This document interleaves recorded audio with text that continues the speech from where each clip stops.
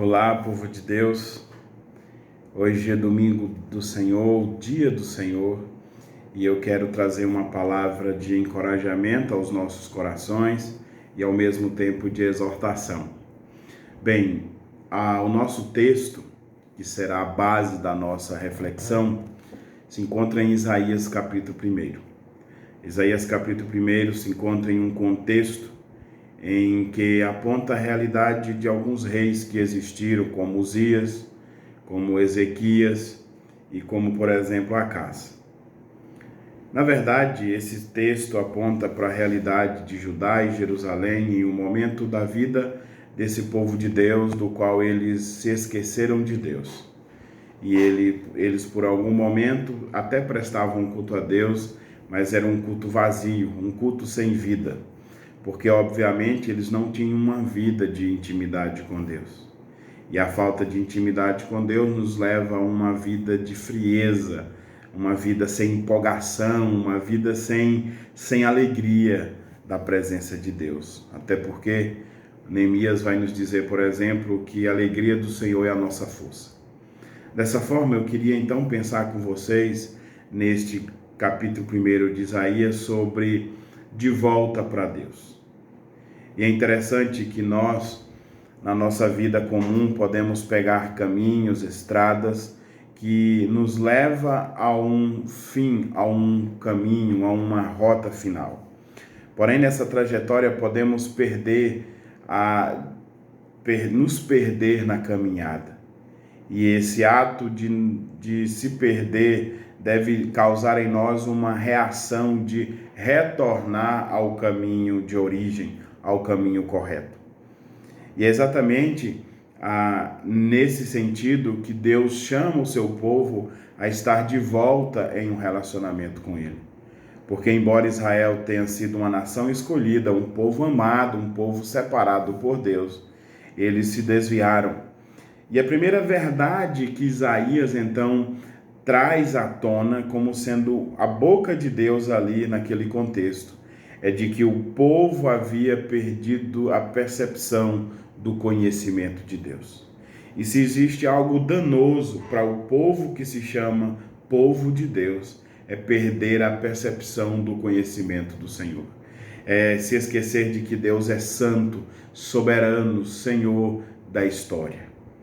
Por isso, Isaías diz que até os animais têm conhecimento de quem é o dono da sua manjedoura, mas Isaías diz: o meu povo não tem conhecimento de mim, o meu povo não me entende.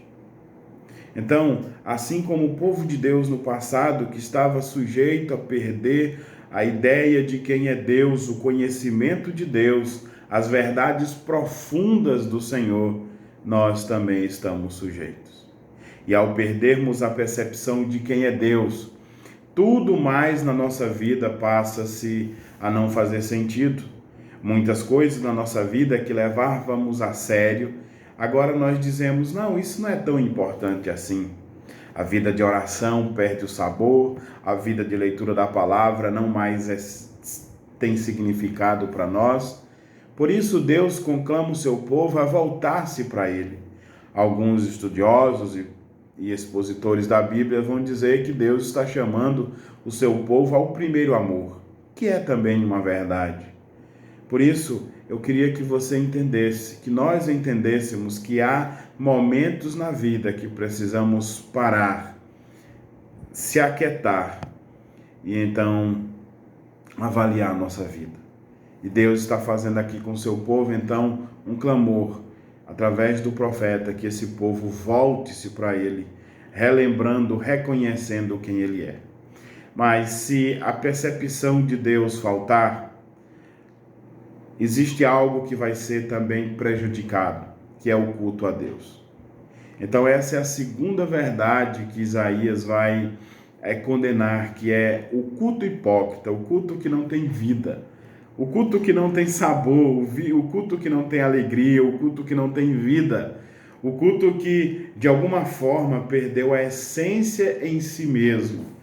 Porque se Deus é reconhecido como o Senhor da história, o culto a Ele será um culto também prestado com toda devoção, com toda alegria, com todo o vigor. Mas se perdemos de vista quem é Deus, o seu culto de fato será afetado. Por isso Isaías diz no verso 10 do capítulo 1: ouve a palavra do Senhor, vós príncipes de Sodoma, prestai ouvidos à lei do Senhor, nosso Deus, vós povo de Gomorra. Isaías traz à tona duas cidades que eram representantes da impiedade, que representava a ideia do se afastar de forma rebelde e perverso da presença de Deus.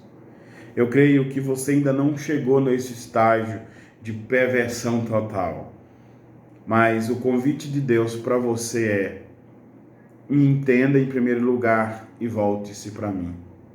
Em segundo lugar, me adore da forma que eu exijo que você me adore, reconhecendo que você precisa de mim, reconhecendo que os seus pecados precisam ser eliminados da minha presença.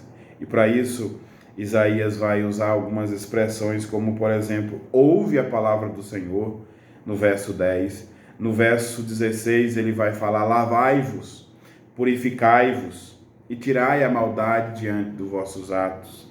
E no verso 17 ele diz: aprendei a fazer o bem.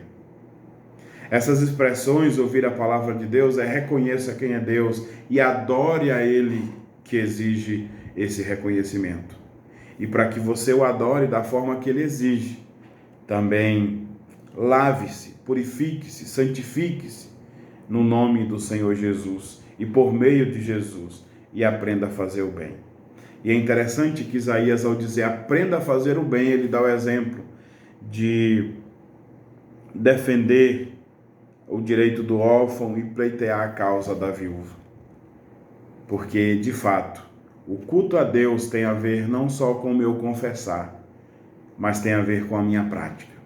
Se eu reconheço quem Deus é, e eu escuto então o que Ele quer que eu faça, ou seja, como eu devo cultuá-lo e adorá-lo. Em segundo lugar, essa é a marca, essa é o que caracteriza o povo de Deus. Reconhecer quem Deus é e, em segundo lugar, como já falei, prestar um culto adequado. Mas tudo começa em saber quem Deus é e então reverenciá-lo como o Senhor das nossas vidas. E terceira e última verdade é que Isaías diz: olha, reconheça, volte-se para Deus reconhecendo o que Ele é, volte-se para Deus prestando um culto que Ele exige. E em terceiro lugar, volte-se para Deus arrependendo-se dos seus pecados. E ele vai falar isso no verso 18, e ele diz: vinde, pois, e arrazoemos, diz o Senhor. Ainda que os vossos pecados sejam como a escarlata, eles se tornarão brancos como a neve. Ainda que sejam vermelhos como o carmesim, se tornarão como a lã. Mas a expressão muito interessante no verso 18 é: vinde e arrazoemos, diz o Senhor. Deus diz: olha, eu vou perdoar os seus pecados.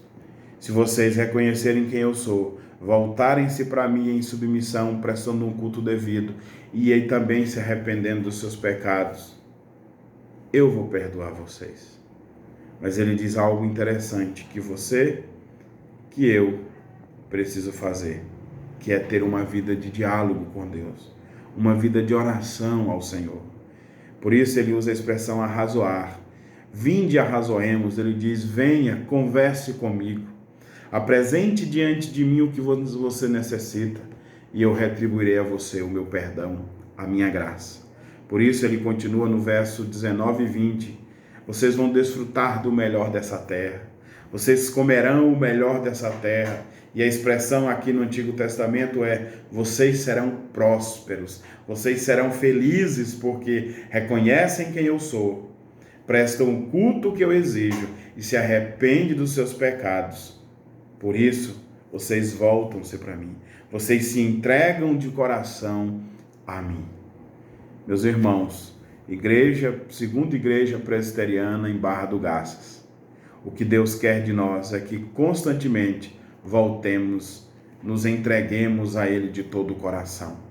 e então teremos a presença dele em nossas vidas. Eu quero orar por você. Deus bendito, eu rogo por minha vida e pela vida dos meus irmãos, que a graça do Senhor esteja sobre eles no decorrer dessa semana, que a tua paz, que as tuas infinitas e incontáveis bênçãos estejam aquecendo os nossos corações. Que a graça do Senhor nos abençoe durante essa semana, que o amor de Deus Pai nos acompanhe, que as ternas consolações e a bênção do Senhor e por meio do teu Santo Espírito esteja sobre todos nós e em nossos lares, em nossos trabalhos. Nos abençoa, Senhor, em nome de Cristo Jesus. Amém. Deus te abençoe.